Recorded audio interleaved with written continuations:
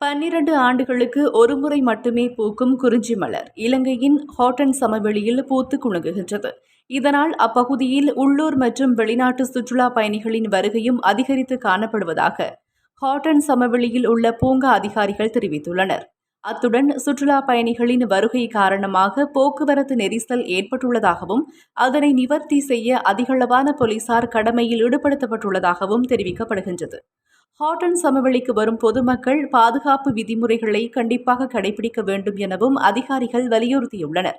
இலங்கையின் நுவரெலியா மாவட்டத்திலிருந்து சுமார் 2100 மீட்டருக்கும் அதிகமான உயரத்தில் காணப்படும் இந்த ஹாட்டன் சமவெளியானது பல்வேறு தாவரங்கள் மற்றும் காட்டு விலங்குகளை கொண்டு உலக அதிசயங்களில் ஒன்றாக விளங்குகிறது.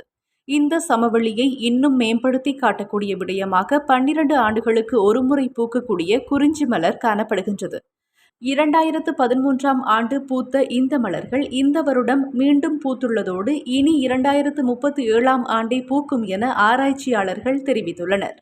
இவ்வாறானதொரு சிறப்பம்சத்தை கொண்டுள்ள இந்த பூங்காவிற்கு வரும் சுற்றுலா பயணிகள் பூங்காவிற்கோ அல்லது அங்குள்ள உயிரினங்களுக்கோ எந்த வகையிலும் தீங்கு விளைவிக்கக்கூடாது எனவும் அதிகாரிகள் குறிப்பிட்டுள்ளனர்.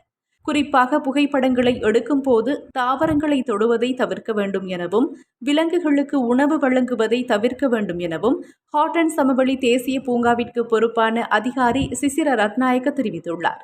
இதேவேளை சமீபத்திய நாட்களில் பூங்கா வழிகாட்டுதல்களை மீறியதற்காக பலருக்கு அபராதமும் விதிக்கப்பட்டுள்ளது.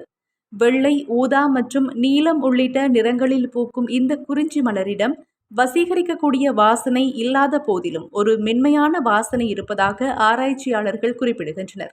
இவை பூக்கும் காலங்களில் 10க்கும் மேற்பட்ட தேனீ இனங்கள் அவற்றை தேடி வருவதாகவும் தெரிவிக்கப்படுகின்றது.